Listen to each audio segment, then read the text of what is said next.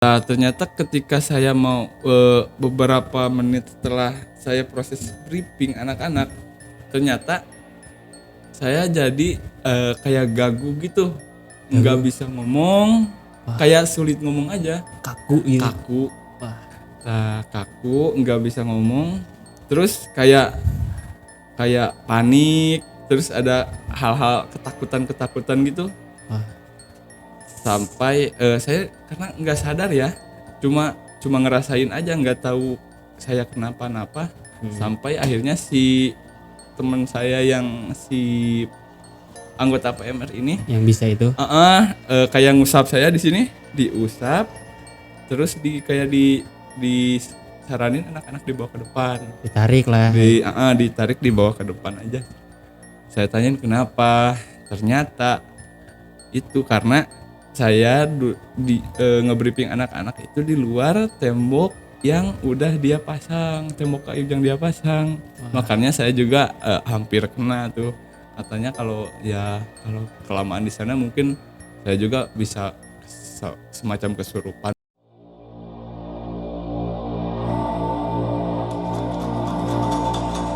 Oke, kembali lagi di Metrum TV. Kali ini kita akan memasuki segmen Ensiklopedia Hantu Indonesia.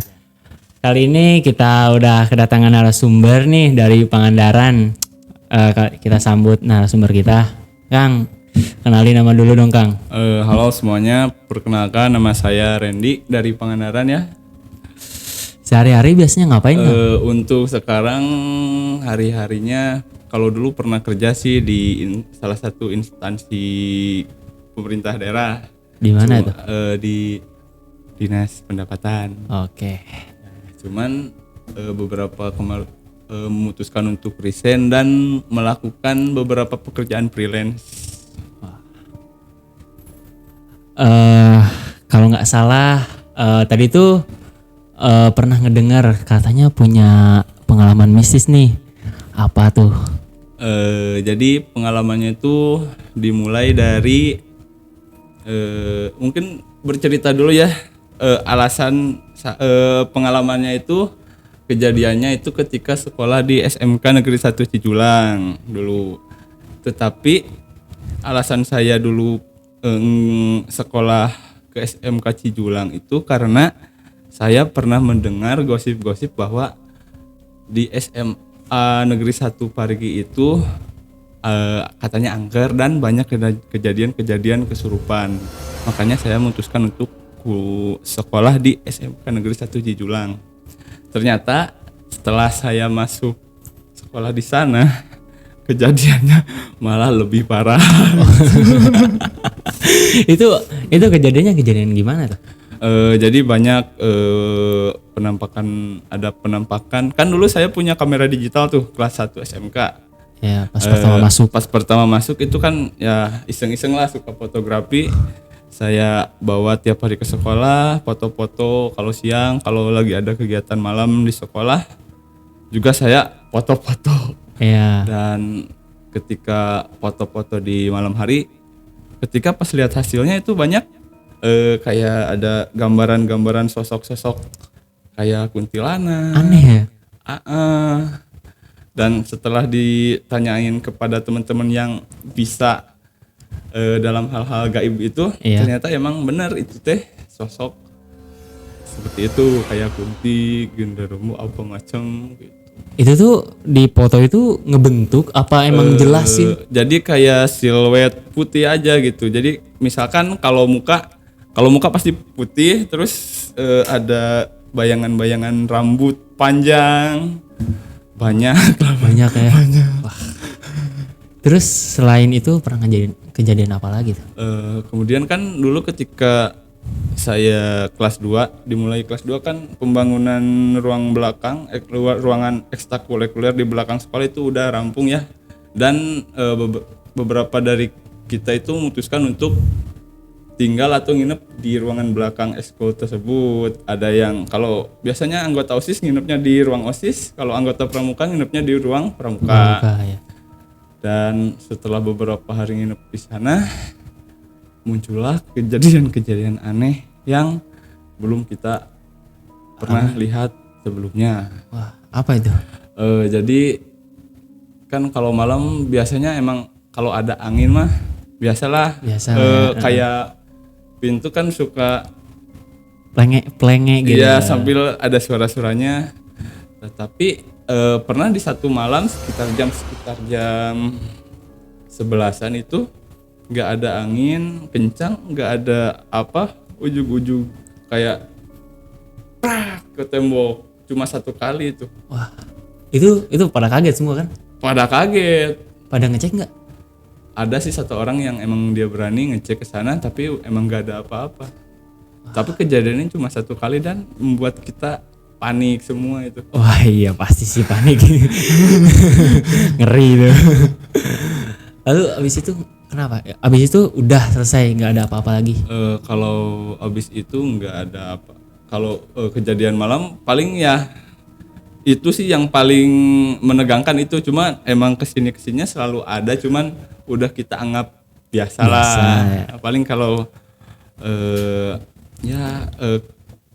ngebanting itu paling kita deketin, bantingin lagi aja pintunya gitu. Udah mulai berani Ngelawan gedak gitu karena lagi. kayak geplak satu kali ya kita bantuin aja geplak satu kali gitu tuh pergi lagi. Kalau yang di sekolah karena udah biasa ya, jadi udah kita anggap biasa lah itu. Ya paling kalau tidur di ruang eskul itu nyenyak banget. Itu tuh bentuk ruangan tuh kayak gimana sih? Jadi ruangannya itu bentuknya kan menghadap ke selatan ya. Iya. Ruangannya berjejer sekitar ruang musik, gudang, ruang pramuka, koperasi, ruang OSIS. 4 tuh. Ruang pramuka. Oh 5. Nah terus kan kalau yang ruang OSIS, anak-anak OSIS tidurnya di ruang OSIS, tapi kan kalau saya kan OSIS sama pramuka. Iya. Cuma saya lebih milih tidur di ruang pramuka. Paling Karena pojok kayak. paling pojok, terus biasanya kalau di ruang pramuka itu banyak makanan sisa kegiatan. Makanya saya lebih memilih di ruang pramuka. Iya. Dan jadi kalau tidur di sana itu nyenyak semua. Biasanya kan kalau biasanya tidur jam 11. Biasanya kalau anak-anak udah datang kita baru bangun tuh sekitar 6:30. Kita baru bangun. Nah kesini saya tanyain sama teman-teman yang emang ada yang bisa juga kan. Kenapa kalau kita tidur di ruang eskul itu pada nyenyak-nyenyak? Dia bilang ketika kita tidur, aduh merinding. Ketika kita tidur sebenarnya ada makhluk-makhluk yang kayak meluk kita. Oh jadi dijagain.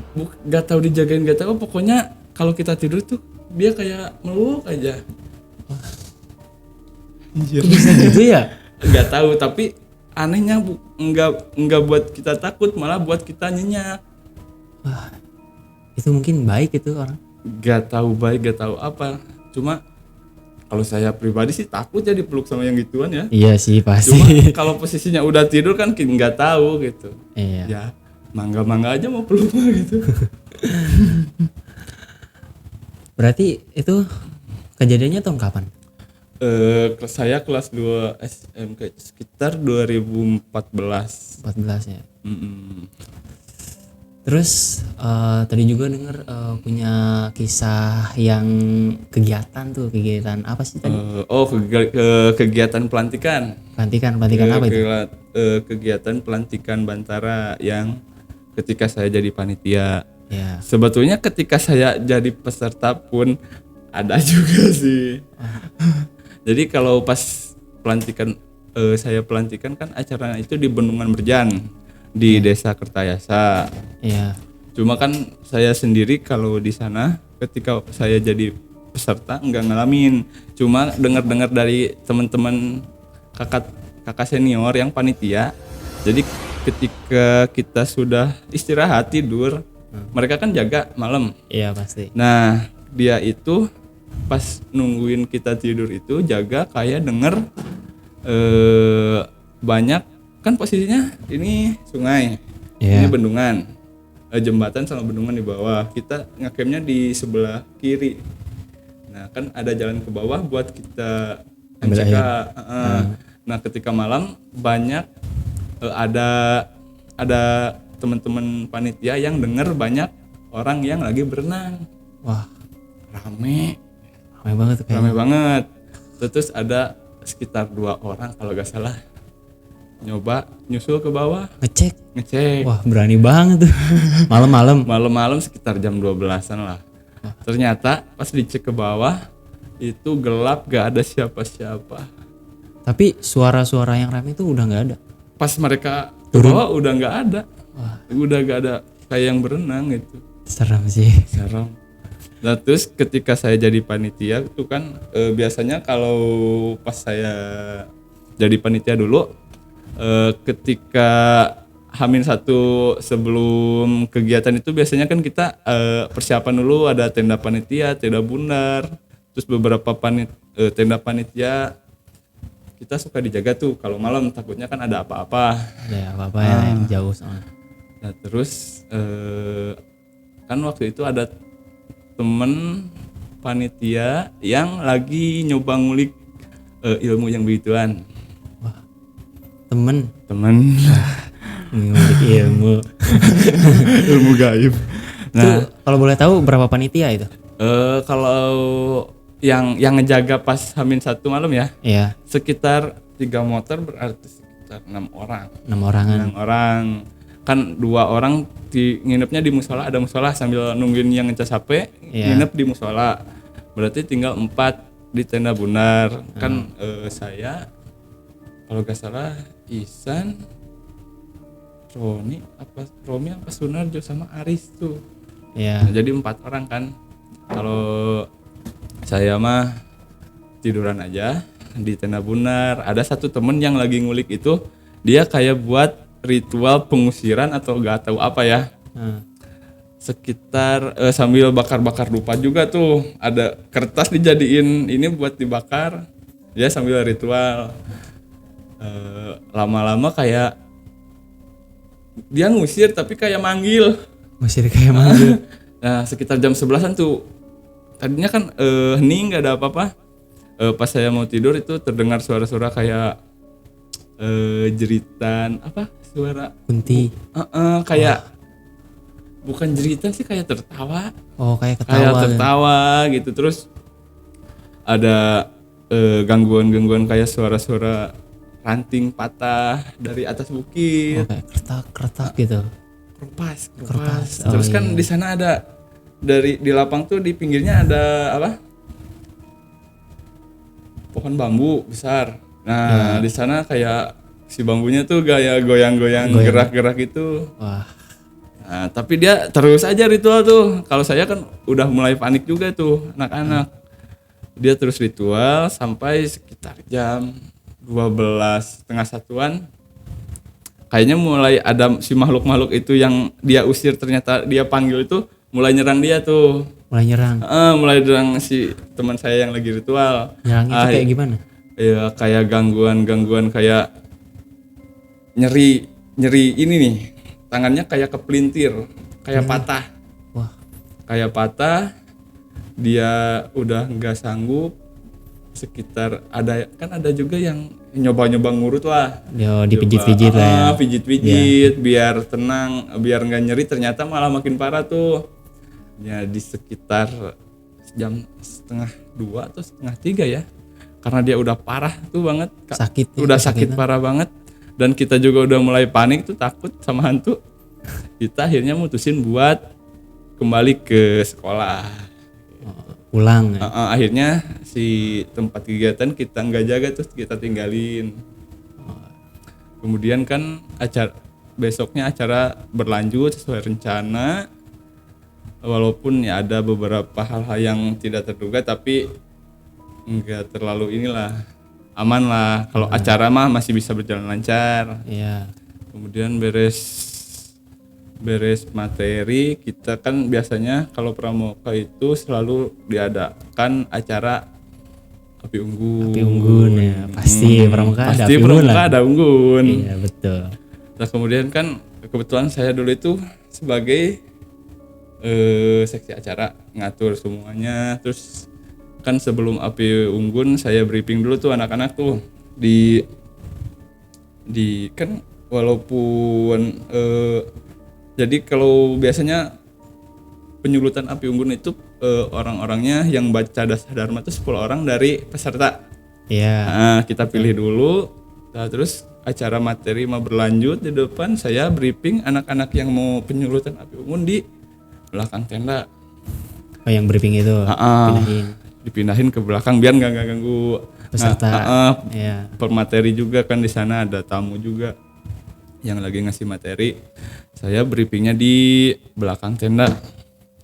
Ternyata tanpa saya ketahui ada teman saya dari PMR juga, dia itu kayak juga bisa gitu juga, cuma Hal gaib. hal-hal gaib, cuma nggak frontal kayak teman saya yang tadi itu tuh yang suka ritual. Dia mah santai aja, nggak suka ritual gitu, cuman emang dia juga bisa disebut bisa hal-hal mistis. Iya. Dan dia nggak ngasih tahu saya bahwa dia itu udah ngebenteng kayak pagar gaib si tempat kegiatan. Oh, jadi dibentengin Ya, biar kata dia emang udah dibentengin tuh si tempat kegiatannya biar menghindari hal-hal yang tidak diinginkan. Iya. Sedangkan saya karena tidak tahu, saya briefing ngajak anak-anak peserta itu di belakang tenda, Di luar pagar itu. di luar pagar itu. Dan Apa itu yang terjadi? itu menimpa saya sendiri itu. Kan saya nge-briefing anak-anak itu harusnya ngobrol kan udah biasa kan ngobrol. Iya. Nah, ternyata ketika saya mau beberapa menit setelah saya proses briefing anak-anak, ternyata saya jadi kayak gagu gitu, nggak bisa ngomong. Kayak sulit ngomong aja, Kaku gitu. kaku. Wah. Nah, kaku, nggak bisa ngomong, terus kayak panik, terus ada hal-hal ketakutan gitu. Wah. Sampai saya karena nggak sadar ya, cuma ngerasain aja, nggak tahu saya kenapa-napa. Sampai akhirnya si teman saya yang si anggota PMR ini Yang bisa itu. kayak ngusap saya di sini, diusap, terus disaranin anak-anak dibawa ke depan. Ditarik lah. Ditarik dibawa ke depan aja. Saya tanyain kenapa, ternyata itu karena saya nge-briefing anak-anak itu di luar tembok yang udah dia pasang, tembok kayu yang dia pasang. Makanya saya juga hampir kena tuh. Katanya kalau kelamaan di sana mungkin saya juga bisa semacam kesurupan mungkin ya. Iya. Untungnya enggak, alhamdulillah. Saya bisa baik-baik saja sambil kayak dikasih air dulu tuh, air minum biar tenang, sama kayaknya ngusir makhluk itu. Terus kemudian udah beres briefing, kemudian persiapan api unggun. Api unggun kan Jam berapa tuh? sekitar jam 9:30-an lah. Persiapan kan 5 putra 5 putri ngejajar.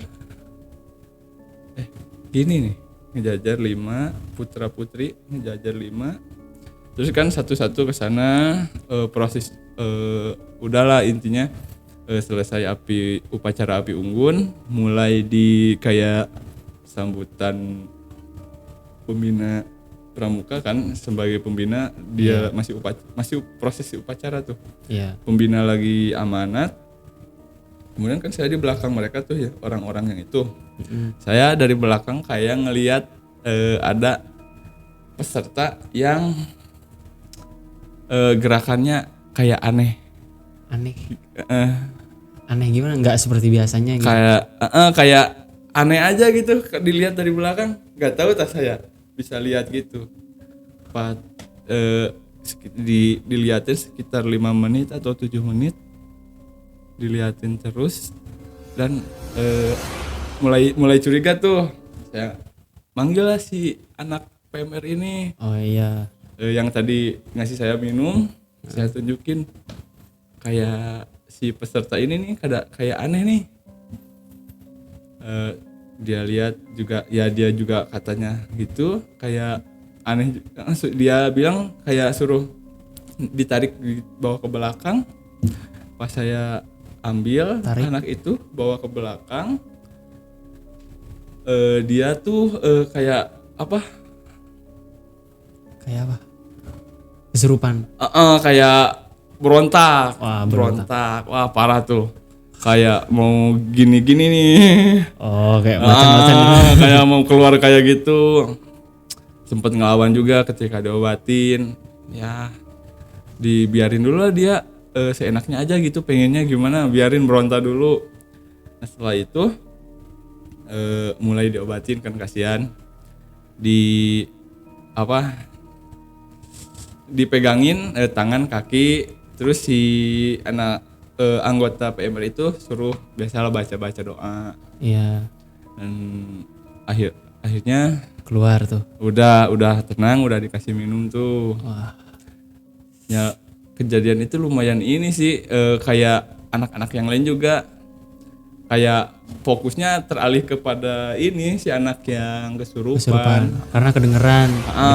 Karena kedengeran ya, karena emang kan kecil juga sih ya kan lahannya. Iya. Jadi pasti si anak-anak yang lagi kegiatan itu fokusnya ke si Yang anak kesurupan. yang kesurupan. Iya. Selesai itu udah beres, si anak yang suruh istirahat ke tenda, suruh istirahat, gak tahu suruh tidur atau apa, suruh masukin aja ke tenda, suruh diam. Iya. Nah, terus acaranya berlanjut.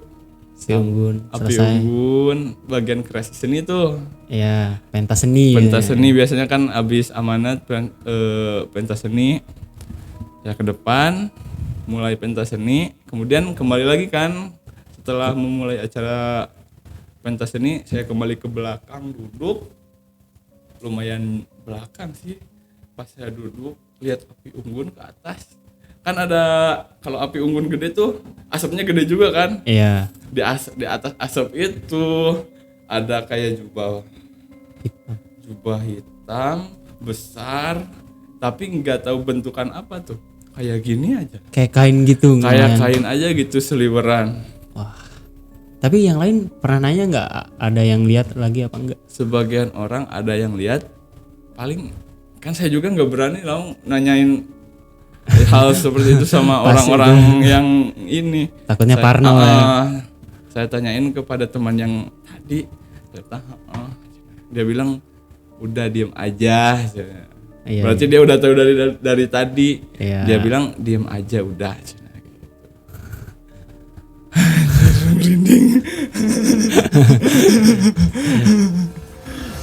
Terus abis itu udah selesai acaranya. Acaranya kan udah dilanjut sampai ke beres kreasi seni, anak-anak disuruh istirahat, Iya. panitia suruh istirahat, dan saya pun juga kayaknya tidur deh kalau gak salah ya. Bangun-bangun pagi, acara berlanjut, terus kan sekitar jam 10-an gitu kita udah upacara penutupan Di tempat itu. di tempat itu. Bongkar tenda, dibawa dulu ke bawah, kan itu posisinya si acara tuh kayak di bukit gitu, cuma kayak bukit pegunungan warga gitu, bisa ada jalan raya, ada pemukiman juga walaupun sedikit. Dibawa ke bawah ke mobil, nyampe sekolah itu sekitar jam duhur, jam berapa? Jam 12. Jam 12 ya. Sekitar jam 12-an. Udah disaranin sih jadi si panitia, baik panitia maupun peserta yang merasa capek harus istirahat dulu kan. Iya. Disaranin gitu, tapi kan kalau yang deket mah pada pulang tuh. Udah langsung pulang. biasanya. Saya istirahat juga sebentar lah, sekitar 30 menit tidur. Pas bangun itu mau pulang, ternyata ban motor saya kempes. Posisi di sana saya lihat-lihat nggak ada paku tuh. Iya. Saya jalan lah bawa motor ke bengkel, ada sekitar nggak nyampe 1 kilo sih. Pokoknya di sana malah mau saya duitnya juga minjem dulu ke teman. Iya. Minjem dulu ke teman, udah beres nambal, udah tuh kan udah bagus lagi ban. Ya. Pulanglah ke sini dari ke arah kan dari Cijulang itu saya harus ke rumah saya di Parakan Manggu, Iya. melewatin Marga Cinta. Nah, ternyata di sekitar Koramil Cijulang di Marga Cinta, Iya. ban saya kempes lagi 2 kali. 2 kali. Ah, Pas dibawa ke tukang tambal ternyata itu kenapa? kenapa gue lagi? Wah. Lalu diganti lagi. Terpaksa diganti. Itu saya juga udah agak-agak anjir, takutnya ini masih ada gangguan-gangguan dari tempat acara di sana gitu. Aneh lah ya, ngerasa aneh ya. Takutnya masih adalah pengaruh-pengaruh dari makhluk-makhluk gaib di sana. Kemudian udah pulang, beres, tidur istirahat. Keesokan paginya saya dulu kan masih BBM tuh. Oh, zaman BBM. Masih zaman 2015. 2015 masih zaman BBM. Pas pagi-pagi banyak yang upload kayak guru, teman-teman upload kayak bela sungkawa. Ada teman saya panitia, mungkin pradana saya itu ya dulu. Iya. Pradana saya ternyata pas pulang kegiatan kecelakaan. Oh, di daerah Maragata, sebelum Maragata itu, dengan posisi dia nabrak truk, depan truk ini rahang ngegeser, kayak di mulutnya itu udah pas lihat video temen-temen pas dibawa ke puskesmas tuh kayak ada gumpalan daging sama darah di mulutnya. Ngeri ya. Akhirnya saya juga berpikir takutnya itu masih ada gangguan-gangguan dari makhluk di acara di tempat acara yang di acara pelantikan Bantara itu ya. Kemudian teman saya pas siangnya kan harus sekolah kan, pas ketemuan di sekolah si anak PMR ini yang ikut pengamanan di acara, dia juga cerita apa ya? Bahwa ketika dia pulang itu masih ada gangguan dari makhluk penghuni tempat itu, pelantikan itu. Gangguannya kayak gimana ya? Kayak kan kalau dia mah kayak beda sama kita ya indranya ya. Iya, dia punya kayak lebih peka. Iya. Dia bilang kayak ada gangguan gitu pas dia pulang naik motor. Dan yang paling parah sampai dia juga mau kecelakaan katanya ketika pulang, kan dia pulangnya ke daerah Cimerak, Legok, di Pasir Gadung. Hampir mau tabrakan juga tuh di sana dia. Untungnya udah enggak. Alhamdulillahnya enggak. Itu aku mau nanya, itu yang kecelakaan itu gimana itu nasibnya? Yang teman saya yang kecelakaan itu dia tuh alhamdulillah selamat.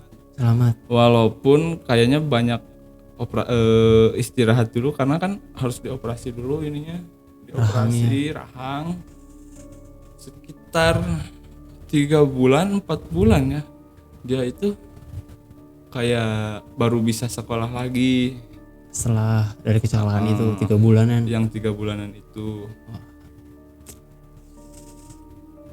Lalu? Sampai tapi karena kan masih ada bekas-bekas luka, dia harus pakai masker tuh. Dulu belum corona tapi dia udah pakai masker duluan. Kejadian. Sampai lulus dia pakai masker. Terus pernah nanyain nggak? Itu pas tabrakan itu gimana? Dia masih inget nggak? Saya karena terlalu takut sama kayak nggak mau ngingetin hal mengerikan itu kan. Jadi kita walaupun kita teman deket nggak pernah nanyain. Soalnya ya udahlah biarin, yang penting dia udah selamat juga udah alhamdulillah. Oh iya. Terus setelah kejadian itu tuh dengan kejadian-kejadian yang wah mengerikan itu ada kejadian lagi nggak sih? Apa udah selesai itu di situ aja? Biasanya kegiatan seperti itu juga suka ini sih, walaupun kan kalau pramuka itu biasanya ada pramuka rutin ya hari Jumat. Iya. Pernah tuh satu kali, bukan emang rutin sih, kalau paling 1 minggu nggak ada, minggu keduanya ada yang kesurupan. Terus pernah tuh satu ketika nggak tahu serem nggak tahu lucu ini, ada lagi tuh anak kelas 1 kayaknya dia emang bisa ilmu gitu juga. Iya. Jangan kan kalau pramuka biasanya kan hukuman pakai push up kan, sebelum pulang kan olahraga.